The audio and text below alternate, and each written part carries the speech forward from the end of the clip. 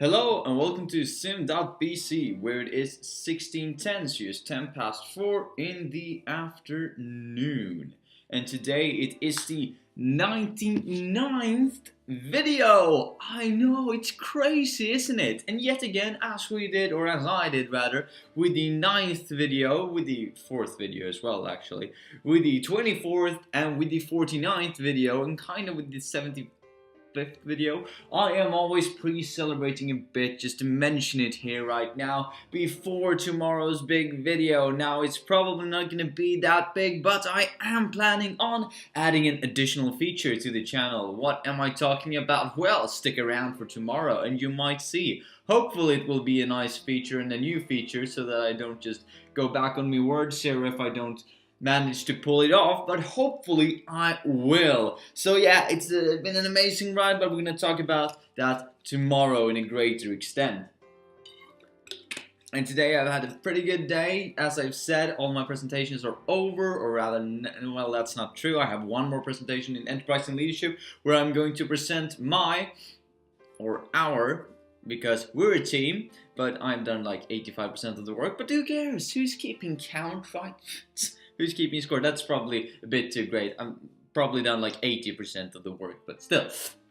So yeah, we're going to present that, but otherwise we just have exams left.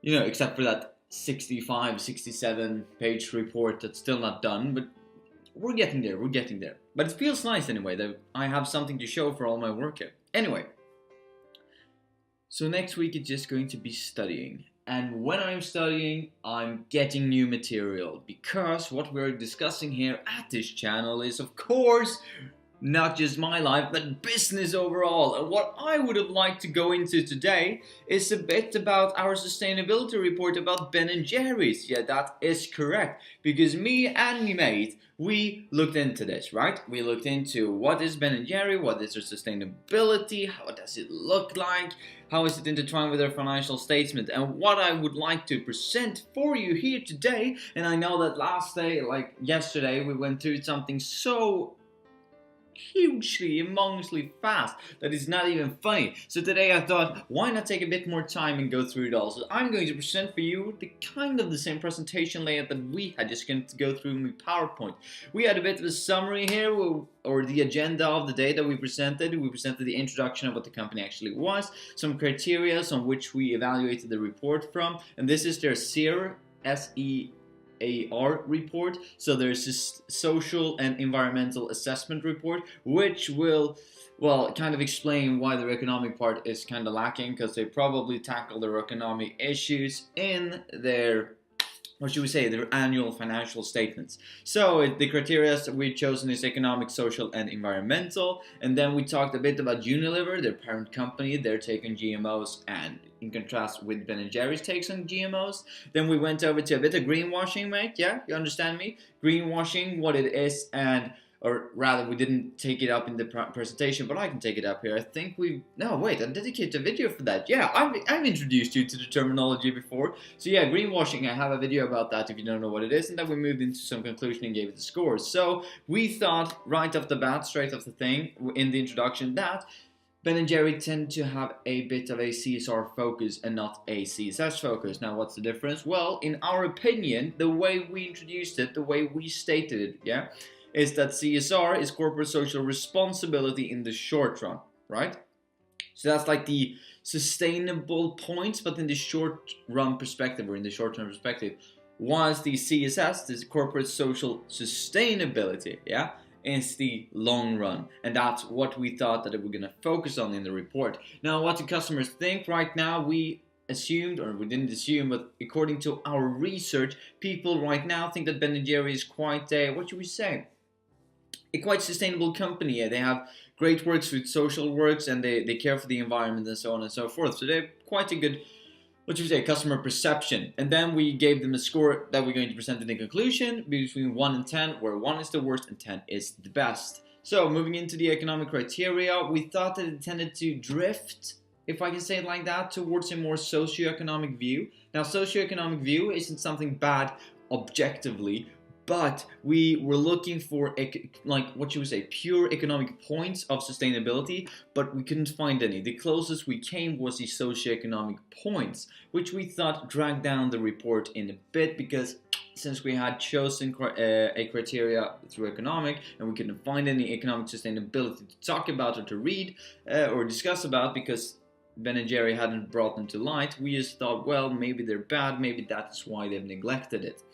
But the company is making a clear profit, so that could be why they've changed focus away from economic, because they know that they have an economic sustainability and a viable situation when it comes to profit, that they didn't explain it or go into depth with it, or they just thought that it would be boring and they had a financial statements on the side. So there are lots of different ideas to why this was lacking, but nevertheless it was.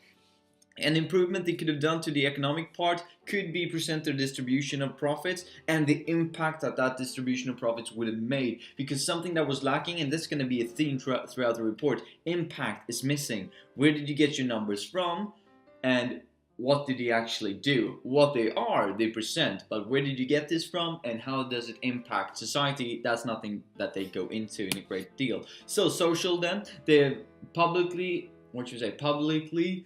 supported lots of different events like Black Lives Matter and LGBTQ One Sweet World, which was one of their many marketing, or I shouldn't say marketing, but it kind of is, because it gives them a good community perception of the company, but it was probably more in the lines of a pure social, a pure social gain perspective, that they really thought that this was going to introduce and make a better world for everybody. So this was kind of a slogan that they went with. It was kind of One Sweet World. It's about a sherry in a lemons world, where the sherry is the minority and the lemons are like the people, the majority, and then the sherry gets introduced in the society of lemons and lots of other different fruits as well. I will link that in the description, because I thought that it was a very nice video about inclusion. So they're very much for inclusion. Improvement of their social criteria would be yet again present an impact, because they are very good at saying that we've done this. We've publicly supported Black Lives Matter. We've publicly supported and actually engaged with this One Sweet World LGBTQ, that everybody should be who they want to be when they want to be, no matter who they are. But yet again, they lack the impact in the sustainability report. They don't show what has actually been achieved by this, by this marketing movement. Then we're going into, I have this in the way here, I see. Then we go into the environmental. Yet again, they tend to focus on a very social environmental view instead of a pure environmental view. They always tend to, they're working a lot with fair trade, and fair trade is about that everybody in the supply chain should have an equal amount of wage, not an equal amount of wage, of course, but an equal opportunity to actually get paid. You can look into fair trade more, as I will leave a link in the description for that as well. But yeah, we thought that they tended to view environmental from a more of a socio-environmental view. They always try to intertwine the social aspect. Also, this is the case with criteria that we didn't mention in the presentation, but that we did touch shortly upon in the report, and that's the socio-political as well as socio-environmental and socio-economic points that they take up. They have a very international political presence and a very spread geopolitical, not interest, because it seems to have a common interest, but it's a geopolitical, presence at least. Now, scopes as well, as we've been presented. Now, our interpretation of what they presented with the scopes was that they only take into consideration, or they only take responsibility of less than 1% of their direct greenhouse gas emissions. Now, we could be wrong here, but this is what we've been taught right in school, that scope 1 is the direct impact, scope 2 is the indirect energy impact, and scope 3 is the indirect impact in relation to greenhouse gases, or greenhouse gas emission that is coming out due to their production. And I'm going to show this up on screen here now. Yeah, you see it. I'm going to keep it up when I talk about it for a bit. As you can see, there are lots of different criteria, but lots of them are covered by scope 3. Now, it's only 1% that it's covered by scope 1 and 2. Or rather, or 2, and hence we can draw the conclusion that they probably take direct responsibility for even less than 1% of the total greenhouse gas emission that is produced from their their production. Also, we can see that they only have percentages and not absolute values. So where are these percentages coming from? Of course, they are in relation to other of the other criteria. They based it on 100% and then said, well, in relation to how much greenhouse gas emission that is produced or exposed from our production, we have divided it into different criteria, and that's where the percentage comes from. But yet again, lack of numbers kind of doesn't feel that, that's something they can improve on. And yet again, impact. They could improve about the impact, because yet again, they don't have an impact of what they're actually doing. Sure, they're saying that it's other people's problems, the greenhouse gas emission, but they don't say, well, this is other people's problems because, or we don't take responsibility for it because, it kind of hurts the average consumer who is not, what you would say, invested in the sustainability view and just reading it for the funsies. Going into Unilever's GMO perspective, now as we understood it when we went through or read about Unilever, is that they are not strictly against the usage of GMO. They see the positive aspects of it, whereas Ben & Jerry is strictly against it and want to have a 100% free of GMO until, I don't remember, was it 2020, was it 2030, something like that. They at least want to get rid of GMO in the production, like from the very beginning of their supply chain to the very end of their supply chain. This is not something that they seem to, support. However, yet again, Unilever is their parent company, and I know that Ben & Jerry is a 100% entity of itself. It's a totally separate entity from Unilever. At least that's what they're saying. It's this wholly owned subsidiary. However, we can't deny that if Unilever is, let's say, buying from China, I'm not saying that this is the case, but let's say that Unilever is buying something from China, then they're shifting it to they're shipping it to Europe, there they produce it, or reconstruct it, then send it to the US, and then Ben & Jerry buys it locally from Unilever in the US. That's the one way you can kind of twist the view of this locally produced and whatever and whatnot. That Ben & Jerry can take advantage of the dirty work that Unilever has already done. Now, I'm not saying that this is the case, but this was one thing that was open for interpretation whilst reading the two different reports, because it wasn't explicitly stated that it wasn't the case. So this leaves a lot of things up for interpretation for the stakeholders, which I would argue isn't that good of an idea, mate.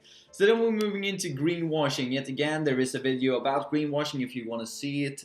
Try to link that in the description as well. This description is going to be full of links, but yeah, just bear with me. I'm going to make it easy to orientate through. Greenwashing then. What we thought was greenwashing was a quality of results, right? Yet again, I'm going to put a picture up here. So when I'm talking about it, as you can see, there are different max scores here: 8, 5, 5, 10, and 35. Now, where these scores are coming from is not explicitly stated in the report. What they mean is not stated in the report. If it's better or worse, that they're higher or lower, is kind of incentivized that it's better if they're higher up. But it's nothing that they, yet again, go into in detail. It's kind of left for speculation yet again. And if, let's say, the max score of fair trade conversion of cocoa powder is 8, does that mean that it's 3 points higher than the coffee? Or what does this mean? What does the max score of 8 and 5 in relation to each other mean? Now we have the conversion of non-GMO. If the max score is 10, does that mean that the max score is twice as great? And if so, does that mean that the chunks and swirls is 3.5 times as great as conversion of GMO, and 7 times higher than the conversion of vanilla? Or where do they go from here? What is good actually, and where do these numbers come from? Because as we saw it, it is a purely made up system from Ben & Jerry, or not made up. I'm sure that it has some basis in facts and numbers from somewhere, but they were not presented, leading to the problem. Irrelevant information as well. They talked a lot about that people who work at Ben & Jerry's can take home ice cream with them, and they can bring their dogs to, they have office dogs at their headquarters. Now this is something that we didn't think was relevant to have in a sustainability report, you know what I mean? I mean, this was something that we perceived was only there in order to make it look like Ben & Jerry was the good guys. Now, debatable, are they not? Not up for me to judge, probably, but it seemed like this is nothing that should be in a responsibility or a sustainability report. it could lead to some internal sustainability for their workers, of course, but it's not affecting the external sustainability of environmental and social. So we thought, or economic for that matter, so we thought, it shouldn't be in here. This is just filler in the report. And then they had many partners, but no clear links in between. They had one of an almond project that they did present in a very good manner. They had numbers, they had tables, but then they also stated afterwards just lots of different partners where they didn't make a direct link or connection that this was the same for these other partners as it was for the almond project. And we just thought, and we know rather, that you couldn't include all of the numbers for all of them because that would just look silly, but they didn't include a link between the almond project and the other partners, not because they are directly intertwined, but that they were following the same kind of quality standard, and that was something that we felt missing. That's why we argued that it's just greenwashing to just say, oh, we have all of these partners who we know people are perceiving as good, so we're just going to mention that we're working with them. But to what extent? Well, that's up for interpretation, which yet again, I don't think that that's a good thing, that it's going to be left up for interpretation. Moving on then to our conclusion. Well, our conclusion was that there was no clear focus on corporate social sustainability. They had a lack in their economic and environmental criteria, which we chose to evaluate them from. So just keep in mind, yet again, this is from our criteria that we chose. If you use other criteria, you might get a harsher or better score than what I'm going to present in a moment. But they made up for that more or less with a huge plus in their social sector. Yet again, they lacked the impact, right? So it wasn't good enough, but it made up for the lack of pure economic and pure environmental, since they had it intertwined with social, environmental, socioeconomic. And they were drifting away from establishing origins from facts and numbers. Yet again, that's leaving a lot up for interpretation, and it doesn't show a great deal of transparency, since they don't show like, hey, this is where we got it from. It's more like, well, it gives the sense that we don't really want to tell you where it's from, right? Which is not good in our what you would say, in our situation, according to us. What we then score them by, that what should I say? We spent 2 hours making up this score, right? And we scored them at the 6.5. And bear with me, because many people in our class thought, that's a bit high, isn't it? And what we defended it with was that, well, first we gave it a 3 out of 10. And then we asked around to other people who had read it, who didn't read it with a critical mindset, and they said, well, it's really good. It's a 9, 8, 9, 10 out of 10, right? And we were like, no, there's so many problems. But since the community perception was so wildly not aligned with what we thought and our conclusion of it, we kind of had to drag up the score in order to meet our people's expectations of the company and the sustainability report and what they thought about it with what we thought about it, because we know that students are more critical overall, because I don't know why, but we just seem to be in that mindset at college or at university, you know what I mean? So when we read it through, we thought, well, the possibility could be that we were overly critical, so we raised the score to a 6.5. You can interpret that however you want to, and just bear in mind that we thought that we were very positive, giving it a score of 6.5 out of 10, where 10 was the best and 1 was the worst yet again. So yeah, we'd love to see your feedback and your thoughts about it in the description down below. Or not in the description down below, but in the comments down below. Leave a like if you like this one, and I'll see you tomorrow with video 1 freaking 100. It's amazing how long we've gotten. So yeah, see ya.